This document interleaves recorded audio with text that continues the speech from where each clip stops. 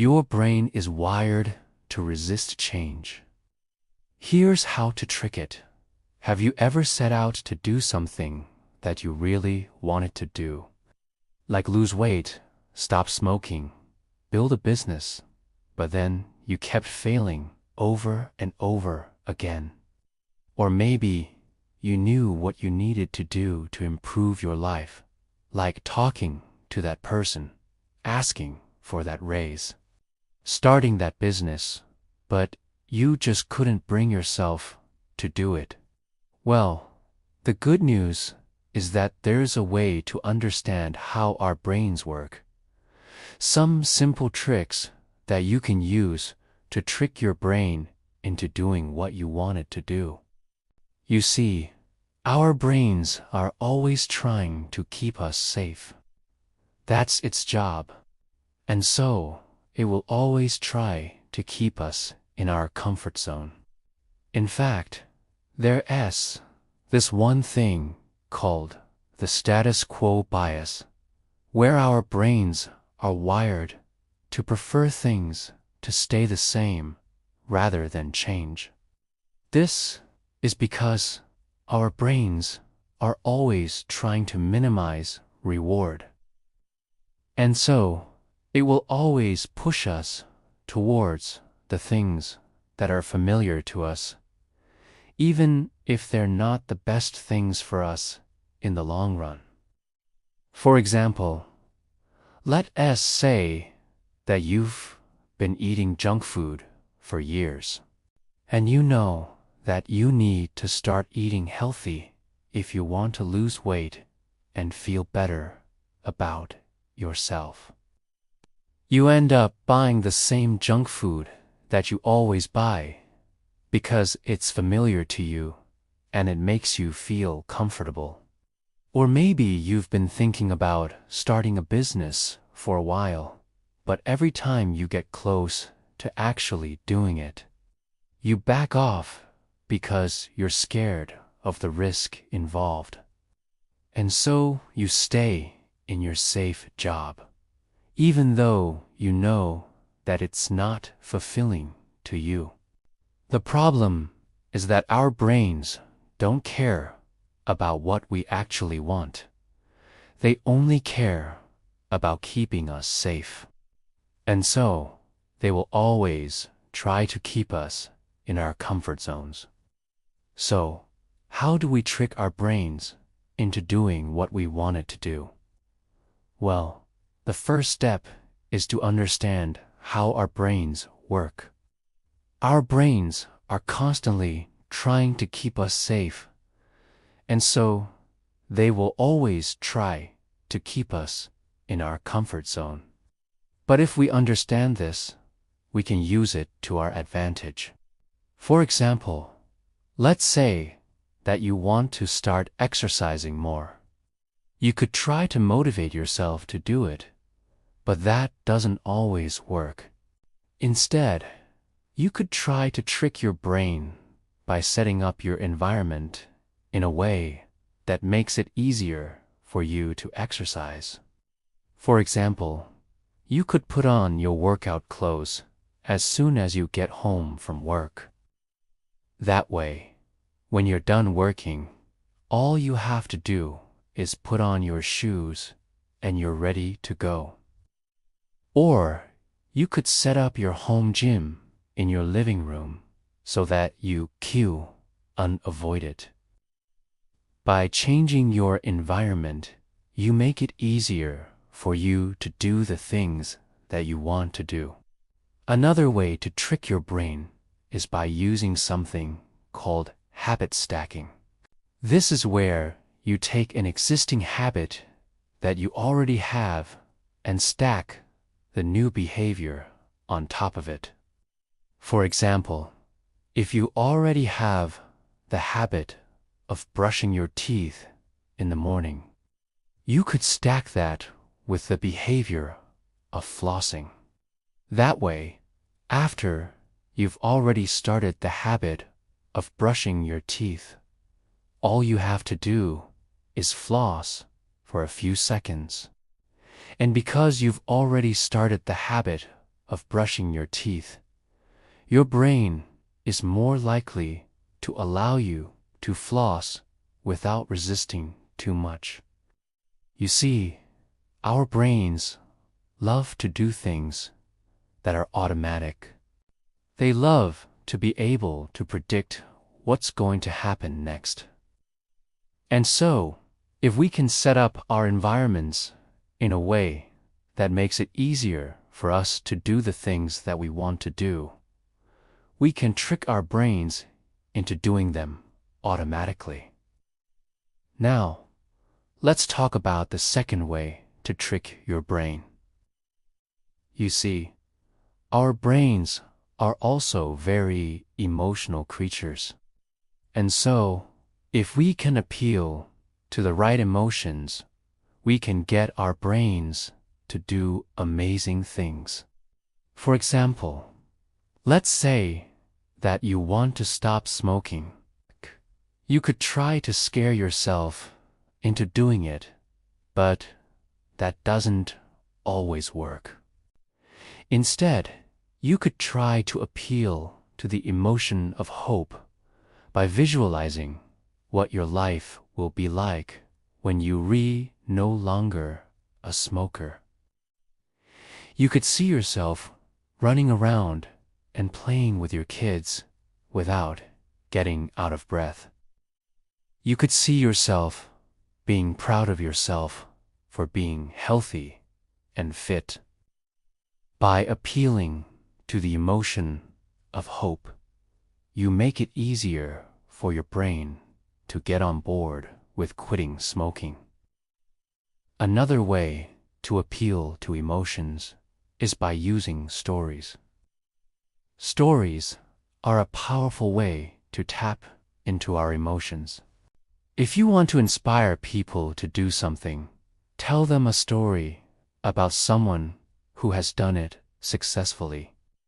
Our brains are hardwired to learn from other people as experiences, and so, if we can appeal to the right emotions, we can get our brains to do amazing things.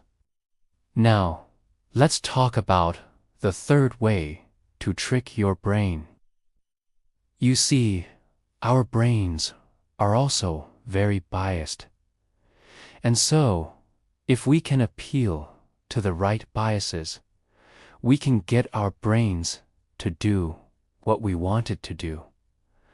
For example, let's say that you want to save money. You could try to convince yourself that saving money is important, but that doesn't always work. Instead, you could appeal to the bias of loss aversion. This is the idea that people are more motivated to avoid losses than they are to acquire gains.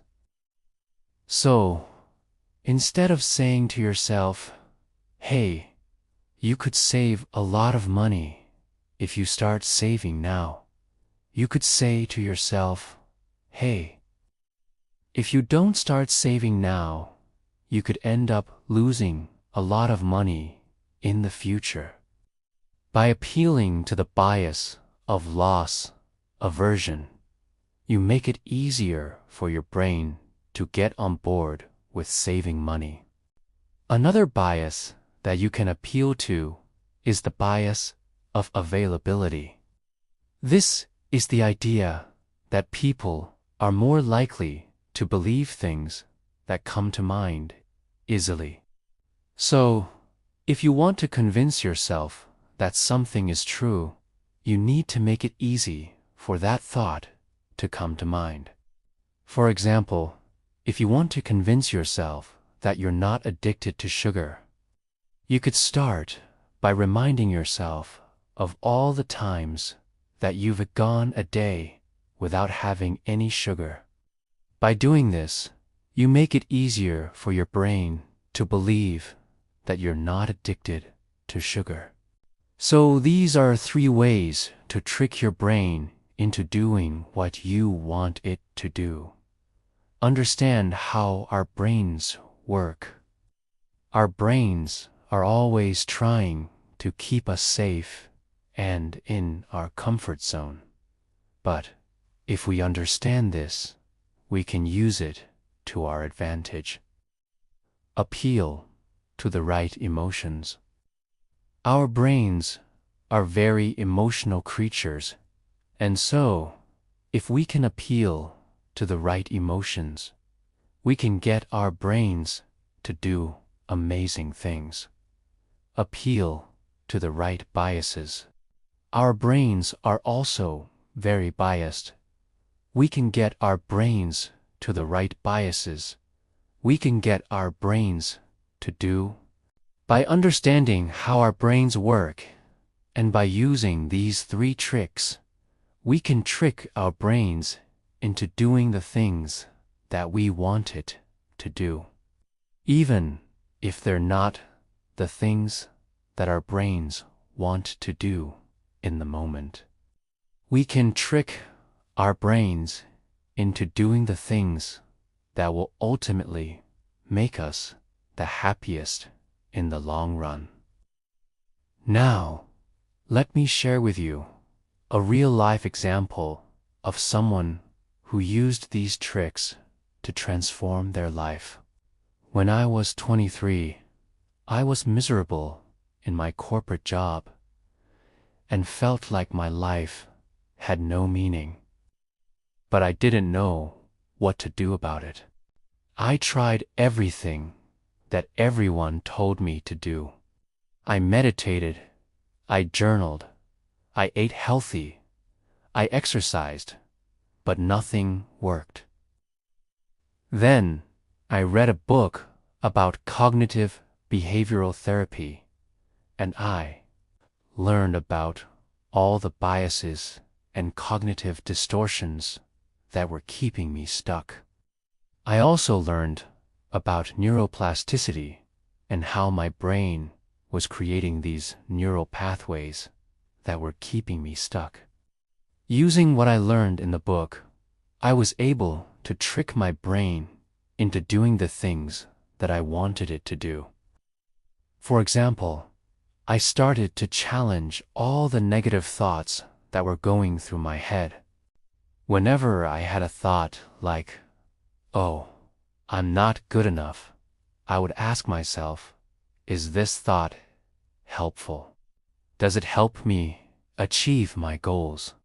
And if the answer was no, I would then replace it with a more helpful thought, like, I am capable of achieving anything I set my mind to. I also started to visualize the life that I wanted to live.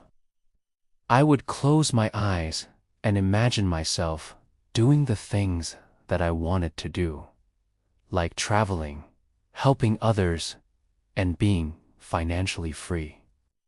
By visualizing this life, I was able to create a strong emotional connection to it, and my brain started to see it as a possibility. It wasn't easy.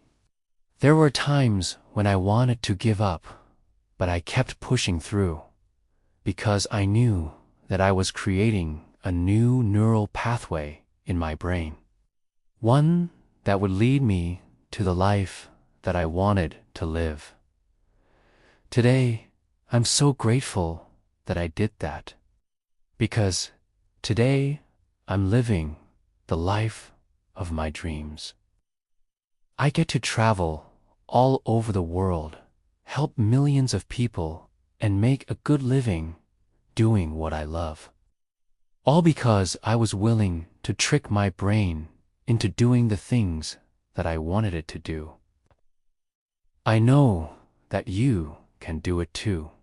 Just remember that you're not alone. We all struggle with getting our brains to do what we want it to do. But if you understand how your brain works, and if you use the tricks that I shared with you, you can trick your brain into doing the things that will ultimately make you the happiest. Thank you for watching, and I'll see you next time.